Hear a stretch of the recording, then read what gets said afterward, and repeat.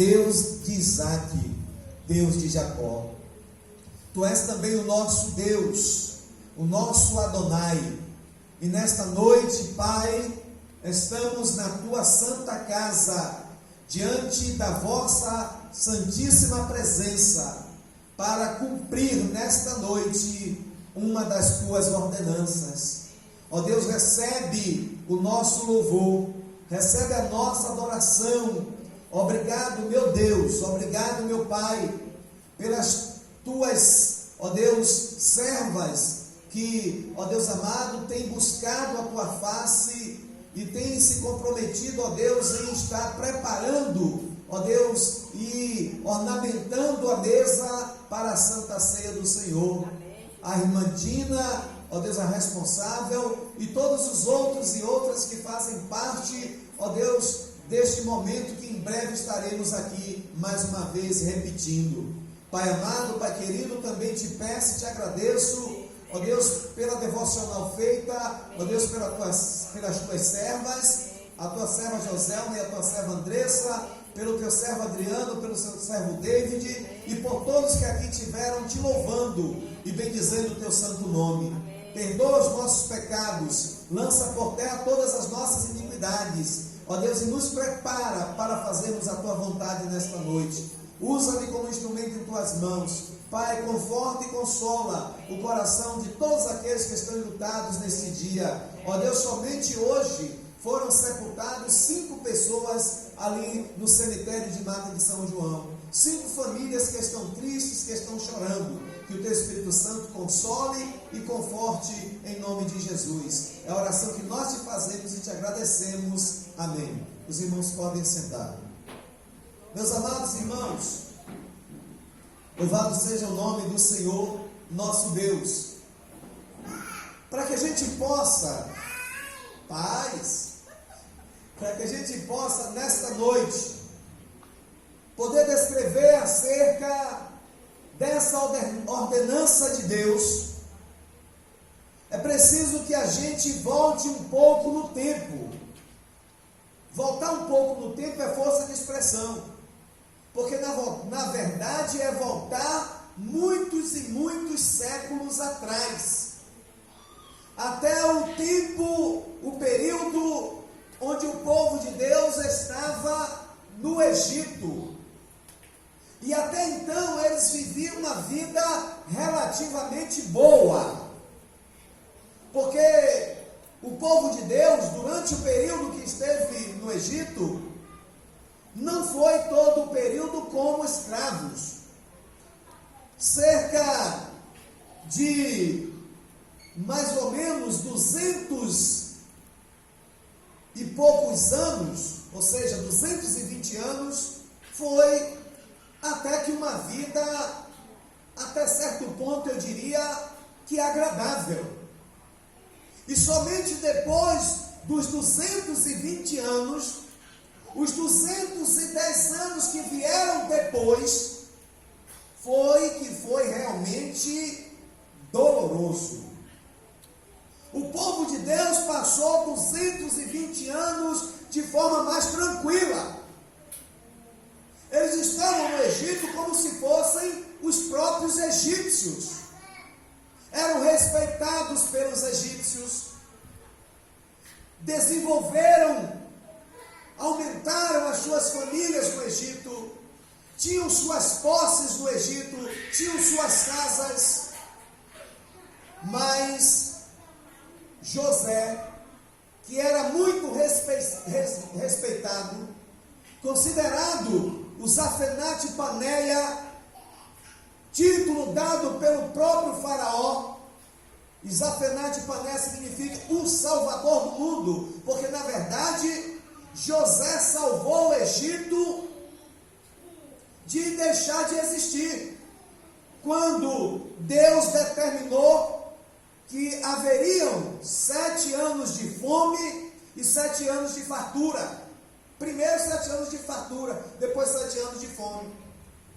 Naquele sonho, naquele enigmático sonho de Faraó, somente José pôde decifrar o sonho e trouxe uma solução para os 7 anos que viriam de fome depois dos 7 anos de fartura. E então livrou o Egito daquela grande catástrofe que seria ser pego de surpresa. Já viu aquele ditado popular, quando a gente tem gente que está hoje recebendo dinheiro, ganhando um bom dinheiro e não pensa no dia de amanhã. Estoura tudo, gasta tudo. E quando chegar amanhã, se não tiver mais essa fonte de renda, de que vai viver? Então o Egito ia ser pego de surpresa. José revelou o sonho, então preparou toda uma logística, investiram em plantação, plantaram muito mais, colheram bastante, armazenaram, e quando vieram os 7 anos de fome, o Egito estava preparado. Não somente para se manter, mas para manter e atender a todos os povos circunvizinhos. Então, depois que José fez isso, os 7 anos de fartura se cumpriram, depois vieram os 7 anos de fome e se cumpriram também. Então Faraó entendeu que José não poderia ser considerado apenas como um súdito qualquer. Ele tinha que ser considerado um homem de grande respeito ali na sociedade egípcia. E diz a palavra do Senhor que José só era menor do que Faraó quando Faraó estava sentado no trono. Fora disto, fora de Faraó sentado no trono, ele era igual a José. Os dois tinham o mesmo poder e a mesma autoridade. Então era uma consideração tremenda. Todas as pessoas respeitavam José no Egito. Mas esse Faraó que deu este título a José morreu, faleceu. E veio um outro Faraó que não conhecia José. E quando observou que o povo de Deus, que na verdade entraram no Egito depois de José, que José foi o primeiro a entrar, depois de José entraram 70 pessoas, 70 almas, imagine. E quando o povo de Deus foi liberto do Egito, sabe quantas pessoas existiam? Quantas almas existiam? Diz a palavra do Senhor, isso apenas de varões. Diz a palavra do Senhor, assim partiram os filhos de Israel de Ramsés para Sucote, coisa de 600.000 de pé, somente varões, sem contar os meninos e as mulheres. De 70 pessoas, agora depois desses 430 anos no Egito, já não eram mais 70 pessoas, somente de homens adultos, 600.000. Fora crianças, os homens crianças e mulheres também crianças, e as próprias mulheres que não eram contadas. Então o povo de Deus realmente se multiplicara muito. Então esse novo Faraó, que não conheceu José, observou e disse: esse povo é muito. Esse povo vai se juntar com outros exércitos que venham nos atacar, e eles vão combater contra nós e vão nos derrotar, e vão tomar o Egito. Então nós precisamos tomar providências. O que foi que esse Faraó fez? Aumentou os trabalhos dos servos do Senhor. Então até aquele momento eram 220 anos de vida mais ou menos boa. Agora, a partir dos 221 anos, começa o sofrimento. E aí, às vezes, a gente pensa que foram poucos anos de sofrimento. Mas não. Foram 210 anos debaixo do chicote. O chicote estalava quase que 24 horas nas costas dos servos do Senhor.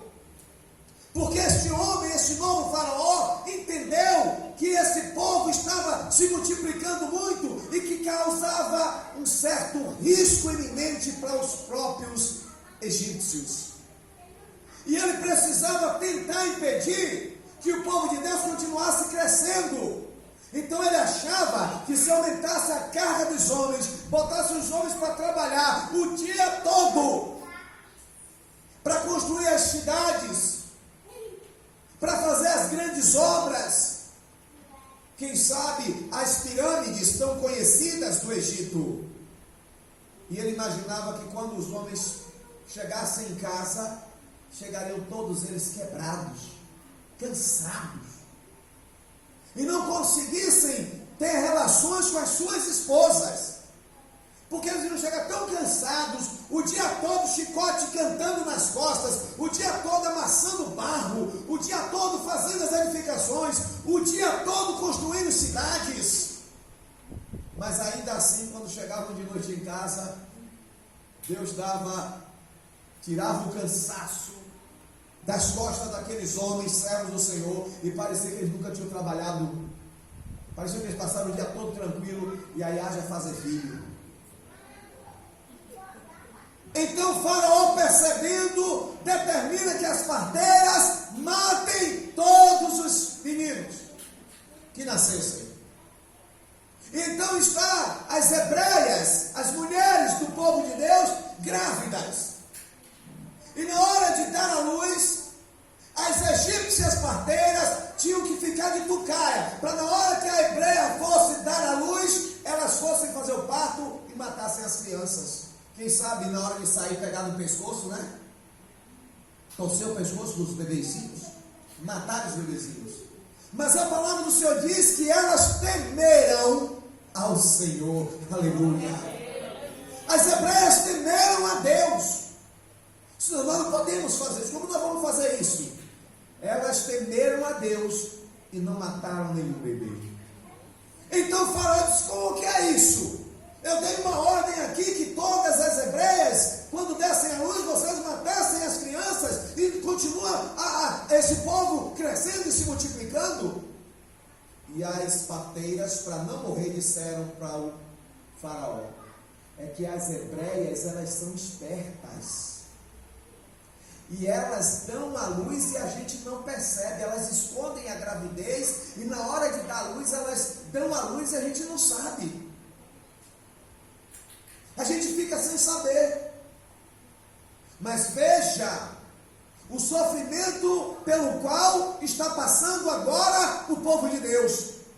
10 anos de sofrimento, uma década, 20 anos, 30 anos, 40 anos, 50 anos, um século de sofrimento, 100 anos, 110 anos, 120, 130, 140, 150, 160, 170, 180, 190, 200 anos, 2 séculos de sofrimento, embaixo do chicote. 2 anos e 10, 210, 220, 210 anos de sofrimento. Ao todo 430 anos. 220 mais ou menos sem sofrimento e 210 de sofrimento total, de perseguição total. Aí agora o povo de Deus então entende que algo está errado. Eles agora entendem que eles se envolveram demais, que eles se misturaram demais com os egípcios. Eles estavam muito envolvidos, eles estavam fazendo as mesmas práticas que os egípcios, que o Senhor tanto recomendou que não fizessem. O povo de Deus poderia estar onde estivesse, mas ele não poderia praticar as coisas que os homens do mundo praticavam. Eles tinham que ser diferentes, e eles estavam misturados, por isso que veio o sofrimento. Não foi só pela morte de José, não foi só porque era um novo faraó que estava governando o Egito, mas era principalmente pela desobediência do povo de Deus. Então quando o povo de Deus está em desobediência, a maldição vem, o sofrimento vem. E então esse povo agora começa a clamar. Tem Ponto positivo aí. Eles entenderam e começaram a clamar, e começaram a pedir socorro a Deus, e começaram a pedir providência a Deus. E Deus então vai levantar o seu servo para libertar o seu povo desse sofrimento. Deus, misericordioso como é, ouviu, escutou o clamor do povo dele. E então levanta o seu servo Moisés para libertar esse povo desse sofrimento, que já estava completando 210 anos de muito sofrimento e de muita dor. E então Deus, meus amados irmãos, prepara 10 pragas e vai enviando as pragas sobre o Egito, e as pragas vão sendo lançadas no Egito, e aquelas pessoas vão sendo acometidas das pragas, e antes de chegar à 10ª praga, que era a praga exatamente da morte dos primogênitos, Deus então determina ao seu povo que faça primeiro a Páscoa. A Páscoa. E na Páscoa, os servos do Deus Altíssimo deveriam pegar um cordeiro, tinha que ser primogênito, o primeiro filho daquela ovelha, o primeiro carneirinho daquela ovelha, sem mancha, sem mácula, e deveriam sacrificar aquele animal, pegar o sangue daquele animal, passar nos umbrais da casa, e deveriam comer a carne daquele animal todinha assada. Não poderia ser cozida em água, não poderia ser de outra forma a não ser assada. Eles teriam que comer. Mas diz a palavra do Senhor que eles tinham todo um procedimento para comer esta Páscoa, com pães asmos, com ervas, com o cinto nos lombos, ou seja, com o cinto nas calças, com os pés calçados. Era uma cerimônia muito importante, porque aquela cerimônia antecedia e apontava para o fim do sofrimento do povo de Deus. Era a libertação do povo de Deus. Era a primeira libertação do povo de Deus. Era a primeira salvação do povo de Deus. Tirar o povo de Deus das mãos e das garras de Faraó.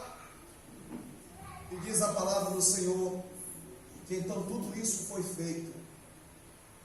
E Deus disse que isso era para ser feito como estatuto perpétuo. Então, na noite, depois que os servos do Senhor fizeram aquele sacrifício, passaram os sangues daquele animal nos umbrais da casa, Deus enviou um espírito à meia-noite, matando todos os primogênitos do Egito. Matou os primogênitos de todos os animais do Egito. Matou os primogênitos de todos os familiares do Egito. Em cada casa onde havia o filho mais velho, esse morreu. E diz a palavra do Senhor que de madrugada foi um clamor terrível no Egito. Todo mundo clamando durante aquela madrugada, porque em toda a casa havia um filho morto. Imagine essa cena. E o filho mais velho, em toda a casa, o filho mais velho estava morto. E os pais no meio da rua gritando, desesperados. Então Faraó, quando vê aquela cena, liberta então e permite que o povo de Deus saia do Egito. E o povo de Deus sai do Egito. E o povo de Deus é libertado do Egito. E aí então, chega agora Jesus Cristo. Porque Deus, antes de enviar Jesus, disse que aquele processo deveria ser feito todos os anos em estatuto perpétuo, como lembrança da libertação de Deus ao seu povo. Foi um ato glorioso, foi algo realmente esplendoroso, e o povo de Deus não poderia esquecer. Então, todos os anos teriam que fazer e realizar a Páscoa. E aqui agora, onde nós lemos em Lucas, é onde chega a última Páscoa. Jesus vai fazer uma mudança. Vai mudar a Páscoa para a ceia. Porque a Páscoa apontava para Jesus Cristo. Aquele carneirinho, sem mancha, sem mácula, perfeito aos olhos, que teve os seus sangues aspergidos nos umbrais das casas, e o espírito da morte, quando via o sangue daquele cordeiro perfeito, que simbolizava Jesus Cristo, quando o espírito da morte via, ele pulava adiante. Eu fico imaginando que ele tomava um susto. O espírito da morte está vindo matando todo mundo. Ele vai entrar nessa casa para matar alguém. E quando ele vai pensando em entrar nessa casa, ele vê o sangue do cordeiro, que simbolizava o sangue de Jesus Cristo. E quando ele se deparava com aquele sangue, ele pulava adiante. Páscoa significa passar adiante, pular adiante. Então Jesus Cristo chega e diz: olha, eu desejava muito, como eu desejava realizar essa última Páscoa, comer esta última Páscoa com vocês. Então Jesus Cristo traz os seus discípulos e diz aos seus discípulos que é para eles irem àquela determinada aldeia, onde eles iriam se encontrar, louvado seja o nome do Senhor, com aquele certo cidadão, com aquele cântaro de água, e então siga-o. Vocês vão encontrar este homem ao entrar na cidade. Ele vai estar levando um cântaro de água. Siga-o até a sua casa, e aonde ele entrar, vocês vão entrar. Então vocês vão dizer para aquele pai de família da casa: o mestre diz, onde está os aposentos para eu realizar a Páscoa? E então diz a palavra do Senhor que os discípulos foram fazer o que o Senhor havia mandado, e saíram, e quando entraram naquela cidade, se depararam com aquele homem com um cântaro de água. Então eles seguiram aquele homem entrou numa casa, eles entraram, e eles falaram com o dono daquela casa: aonde está o cenáculo onde o Senhor vai preparar a Páscoa? Louvado seja o nome do Senhor. Se cumprindo exatamente como o Senhor havia determinado. Diz então a palavra do Senhor, aleluia. Diz a palavra do Senhor que quando eles perguntaram pelo aposento onde seria realizada a Páscoa, o homem mostrou para eles, versículo de número 12, um grande cenáculo mobiliado. Disse: aí, fazei a Páscoa. Então Jesus depois vem, os discípulos vão lá, diz: olha, conseguimos tudo como o Senhor falou, está tudo preparado. Jesus vem, e aí agora Jesus vai realizar a última Páscoa. Diz a palavra do Senhor que chegada a hora, pôs-se à mesa e com ele os 12 apóstolos. Então disse-lhes: desejei muito comer convosco esta Páscoa, antes que padeça. Porque de fato era a última Páscoa que Jesus iria estar presente com os seus discípulos, porque daqui a mais algumas horas ele seria covardemente assassinado. Porque vos digo que não a comereis mais, até que ela se cumpra no reino de Deus. Então Jesus tomou o cálice, e dando graça disse: tomai, bebei. Este é o meu sangue, o sangue da nova aliança, que será derramado por vós. Da mesma forma, Jesus Cristo tomou o pão e, havendo dado graças, partiu e deu aos seus discípulos, dizendo: isto é o meu corpo, que será partido por vós. E ainda disse mais: semelhantemente, comam em memória de mim, até que eu volte. Meus amados, meus queridos irmãos, às vezes a gente não para refletir no significado da ceia. Naquele primeiro momento, Deus providencia a salvação para o seu povo. providencia a salvação do seu povo através de um animal que simbolizava e que apontava para Jesus Cristo. Mas agora é o próprio Jesus Cristo se colocando como o verdadeiro Cordeiro de Deus que tira o pecado do mundo. Sem mácula, sem pecado, perfeito, o primeiro, porque tinha que ser o primeiro filhote da ovelha. Jesus Cristo, o primeiro e único Filho do Deus vivo, oferecido agora como holocausto, como esse cordeiro que vai ser sacrificado, que o seu sangue vai ser derramado, assim como o espírito da morte teme e temeu o sangue do cordeiro lá, porque simbolizava o sangue de Cristo. Assim também, depois que Jesus derramou seu sangue na cruz do Calvário, o sangue dele me permitiu, lhe permite, nos permite entrar no reino dos céus. Ainda que esta morte passageira nos acometa, mas não seremos acometidos da segunda morte, que é o lago do fogo e inferno, porque o sangue de Jesus Cristo vai fazer com que a condenação da morte pule adiante. Eu não sei onde ela vai parar. Lá no Egito, toda vez que ela pulava adiante, entrava na casa de um egípcio. Eu não sei aonde a condenação eterna vai passar. Eu não sei aonde ela vai entrar.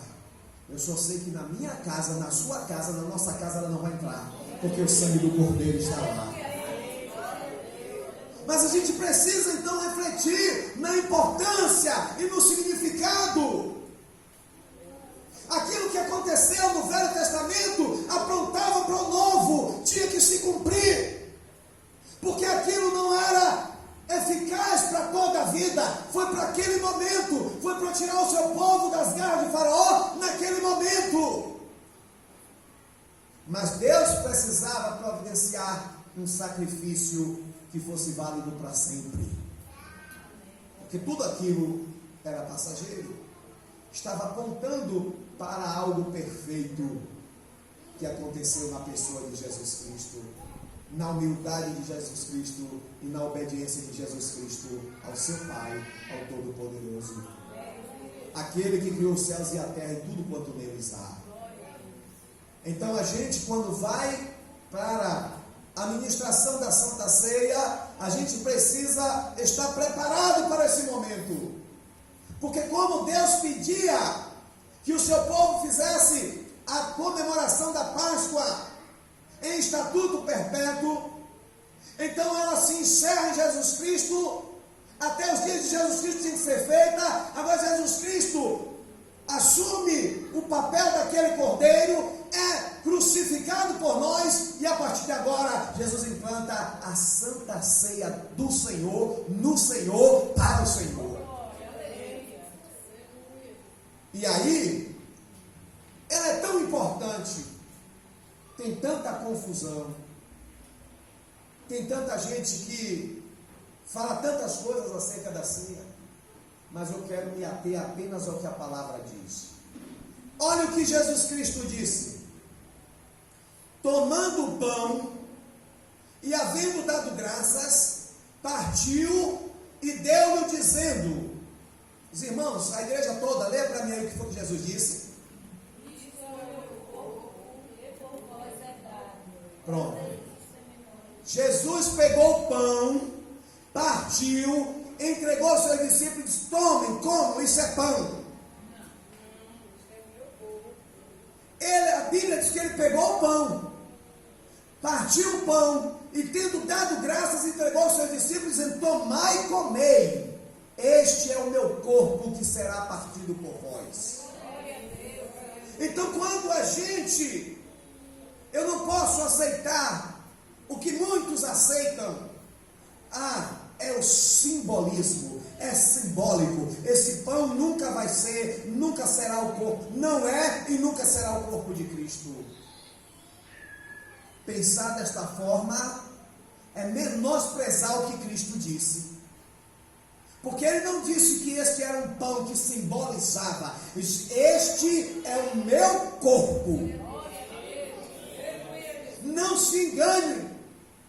Eu não tenho dúvida que é assim mesmo. E mais ainda porque, se nós formos para João, capítulo 6, se não me falha a memória, é isso mesmo, 6, versículo de número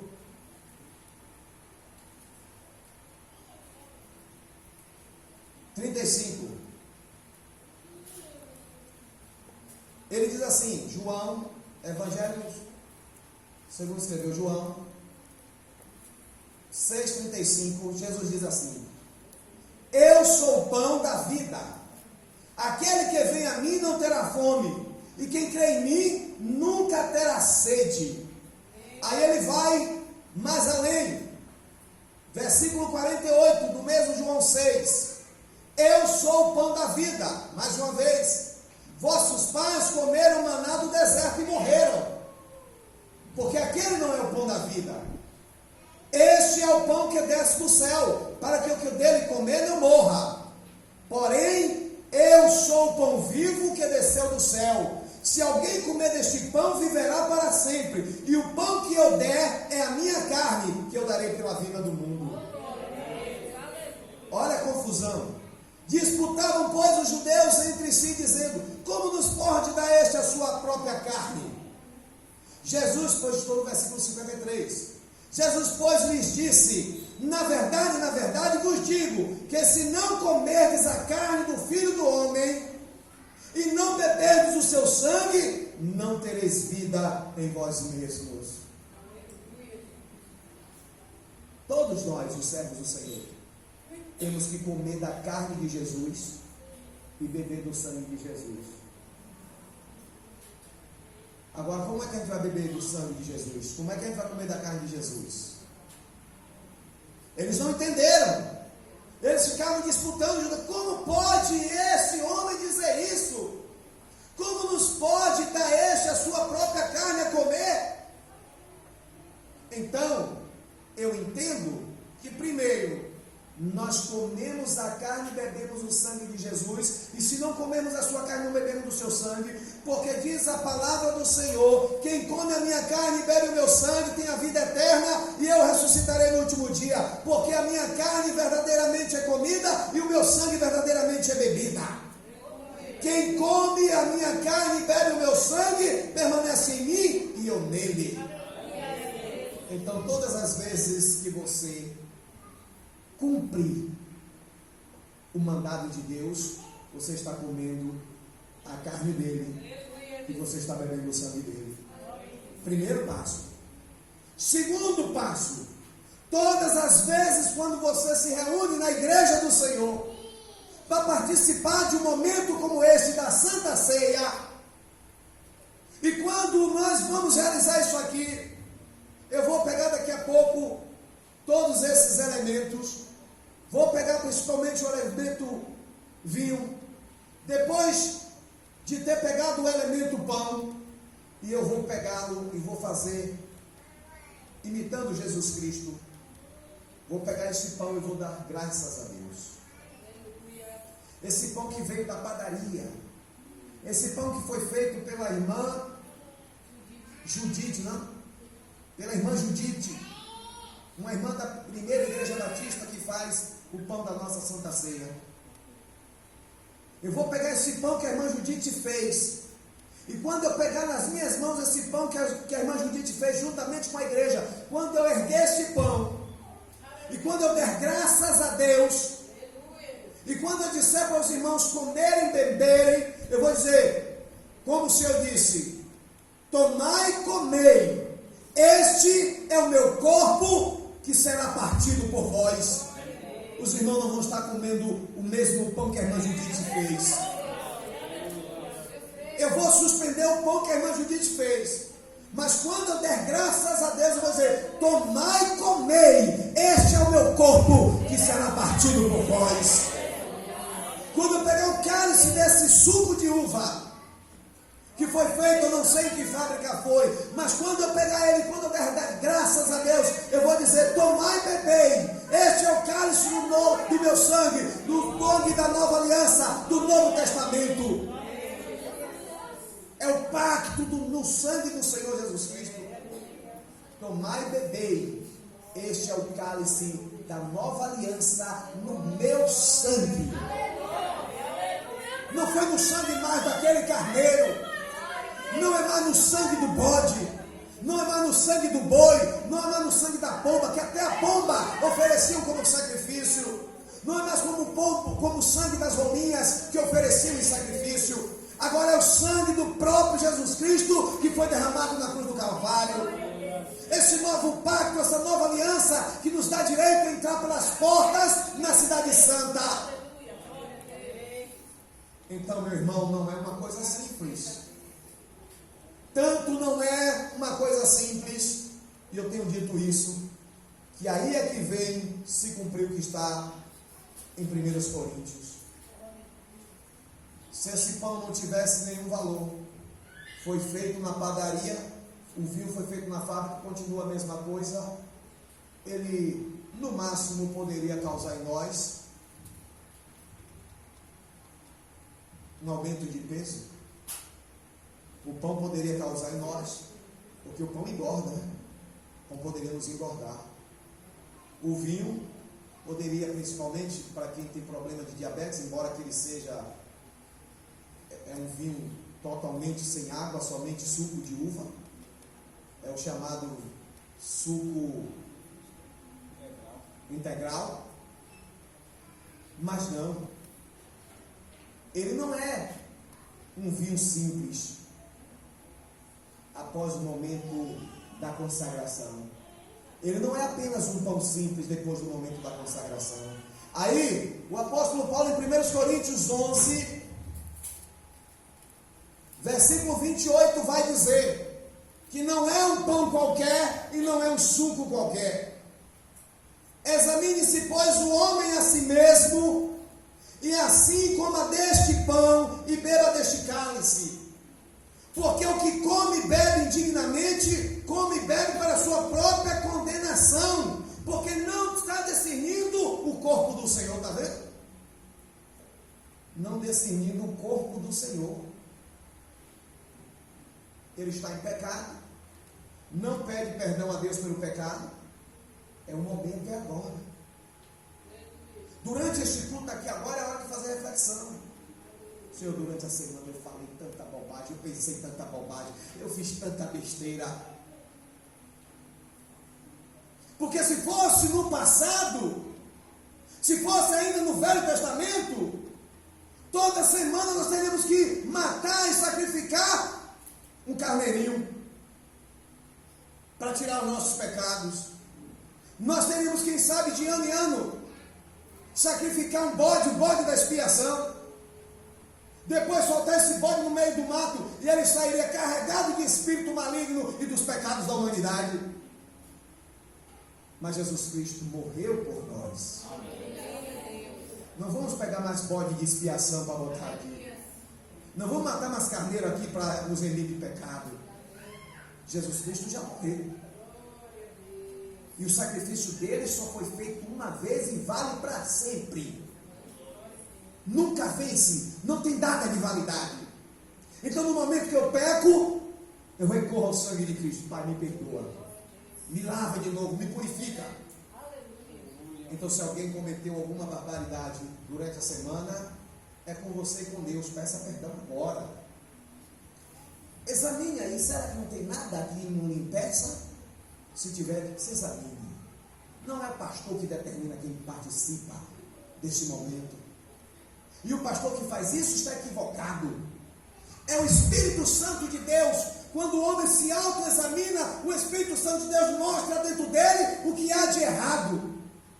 Então ele, se for humilde, ou ela, se for humilde, pede perdão a Deus lá no íntimo dele, no íntimo dela. Me perdoa, Senhor. Depois participe.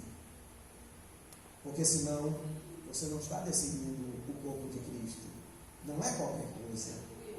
E é por causa disso que há entre vós muitos fracos, e muitos doentes, e muitos que morrem.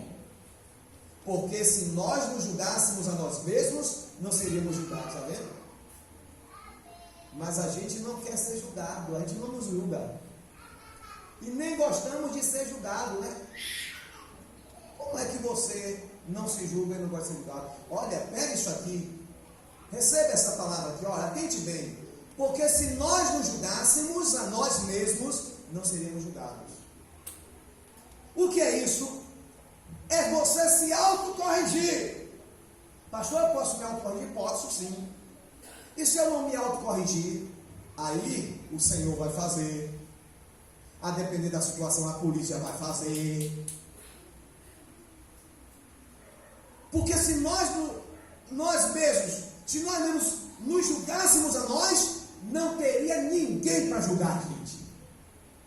Porque na hora que a gente fizesse algo, eu fiz isso errado, eu mereço uma surra. Senhor, eu fiz uma besteira dessa, eu mereço uma surra. Senhor, me perdoe, eu não vou fazer mais. Você está se auto-julgando. Mas é o contrário, a gente faz as coisas erradas, mas isso aí não foi nada demais, não, isso é uma bobagem. Aí Deus vai e vai lhe julgar. Se você cometeu um erro nesta terra, se você cometer nesta terra alguma coisa de errado, é a lei desta terra que vai lhe julgar. Eu estava querendo acelerar o culto, que eu ia dizer, vai faltar energia, que está tendo, mas não é só queda não, está tendo trovão, relâmpago, e as trovoadas antigamente vinham 3 horas da tarde. Quando eu era criança elas vinham 3 horas, 2 horas, hoje vem meia-noite. Hoje as trovoadas vêm meia-noite, então ela vai vir no mesmo horário de ontem, então vamos acelerar. Mas, meu irmão, eu chamo a sua atenção, a minha atenção, a nossa atenção para isso. Se autoexamine, se auto-julgue, e quando você encontrar alguma coisa defeituosa, tortuosa, procure corrigir na presença do Senhor. O Senhor é um torno. O que está torto na nossa vida, se a gente colocar no torno do Senhor, Ele chama com alinhamento. Às vezes, vai doer muito, porque Ele vai apertar, para aquilo que está torto ficar reto, Ele vai apertar, mas não vai matar não, vai curar, vai sarar, vai libertar. Então é preciso fazer isso. Vamos ficar de pé em nome de Jesus, porque o tempo urge. Vamos chamar os irmãos aqui para a distribuição da Santa Ceia, o irmão Rai, todos os demais irmãos, a irmã Valdete, e vamos...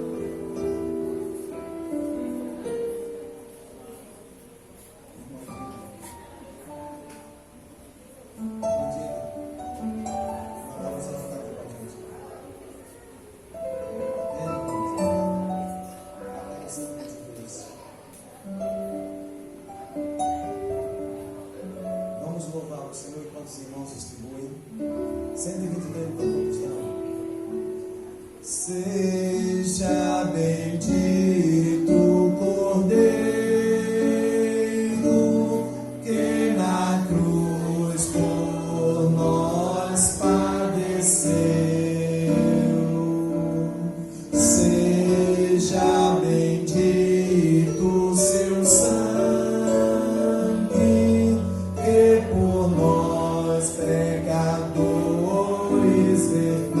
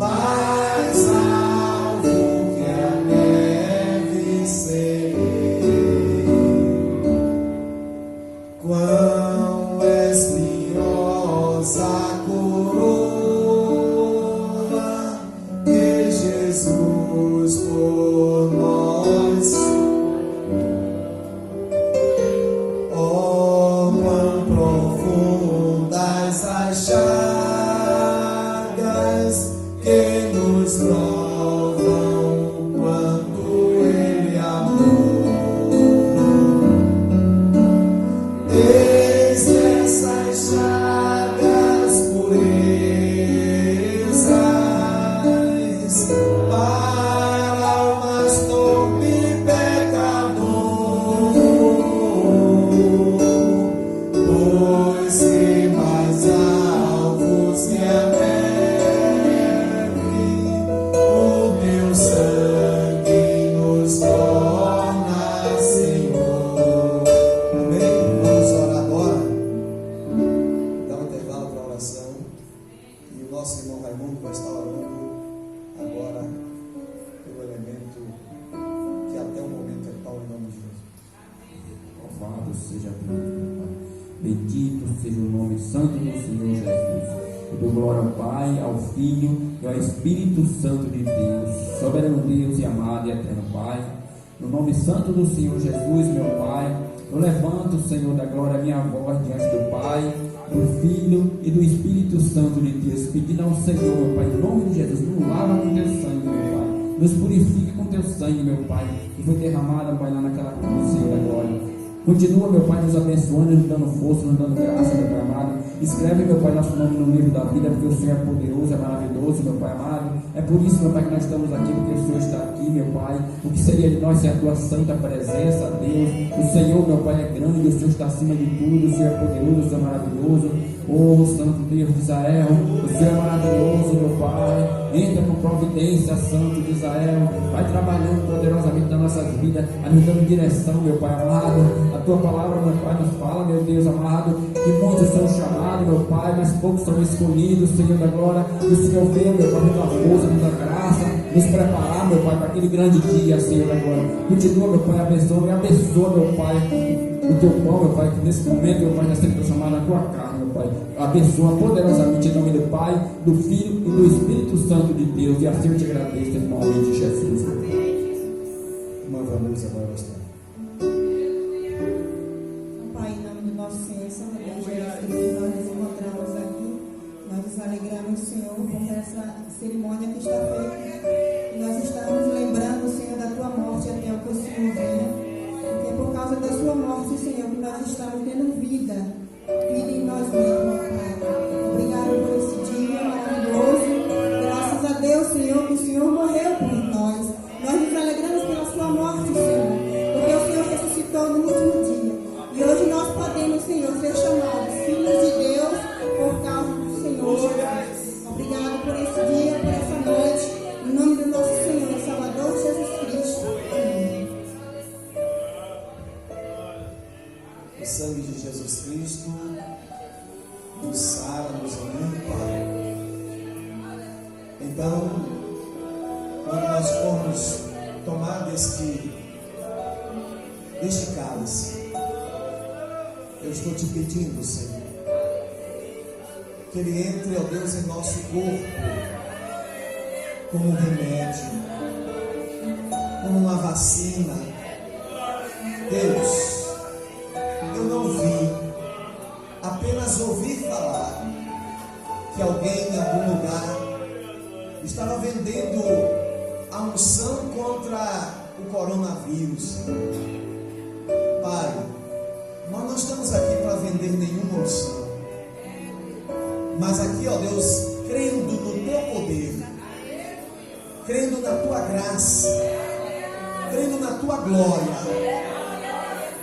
nós tomamos este cálice, Senhor, e pedimos, ó Deus, transforma ele, ó Deus, no antídoto, transforma ele numa vacina, ao adentrar no nosso corpo, Senhor, que ele nos cure das enfermidades, que ele nos cure, ó Deus, do câncer, nos cure, ó Deus, da doença dos rins, do fígado, dos ossos, ó Deus, a pressão artéria descontrolada, colesterol, diabetes, Deus, todo tipo de enfermidade, todo tipo de vírus, todo tipo de bactéria, nos imuniza, Deus, do coronavírus, em nome de Jesus.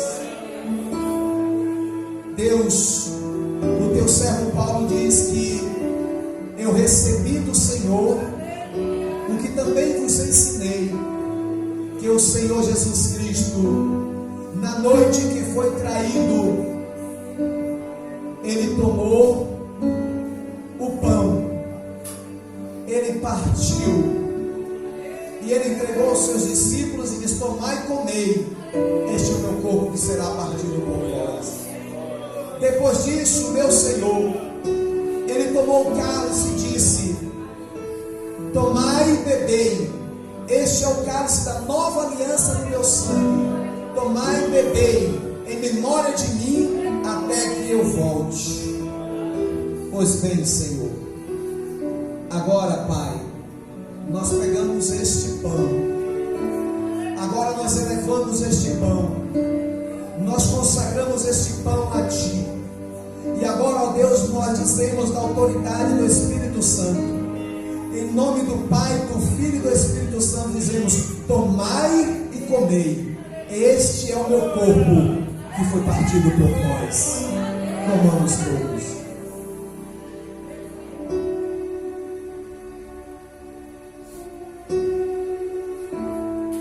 Tome do cálice agora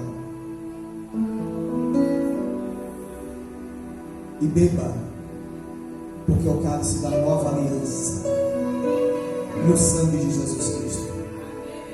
Beba, porque você bebendo deste cálice, você anuncia a morte de Cristo. Você anuncia para todo mundo: mataram Cristo, mataram Jesus, mas o meu Senhor, o meu Redentor vive, Ele ressuscitou, Ele está à destra de Deus, e Ele virá nos buscar, Ele virá para nos levar, para que onde esteja Ele, estejamos nós também. Levamos todos o nome de Jesus.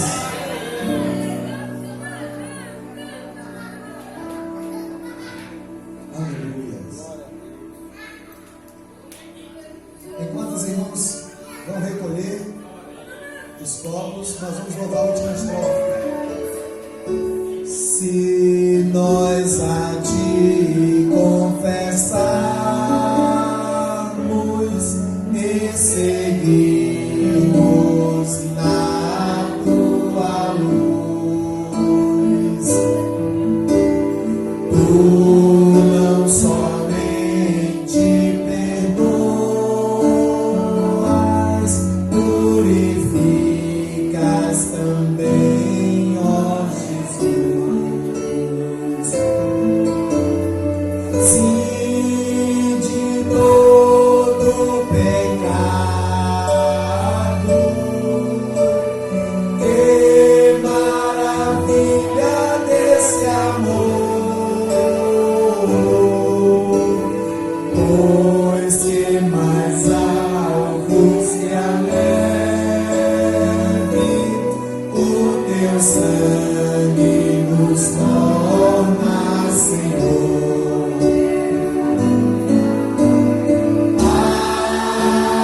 Algo mais que a neve,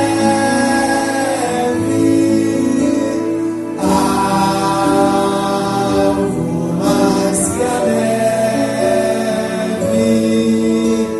se nesse sangue lavado, mais alvo que a neve serei.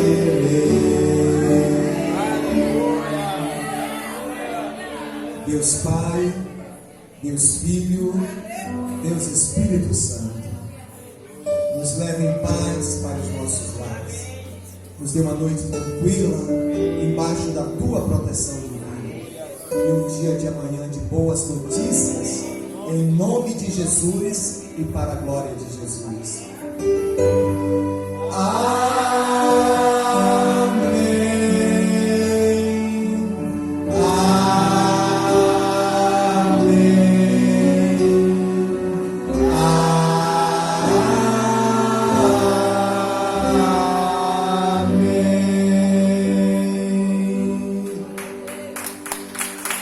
Vamos em paz, o Senhor nos abençoe. Não se esqueçam, irmãos, sábado que vem é o dia das primícias. não deixe de trazer as primícias em nome de Jesus, amém? Amém.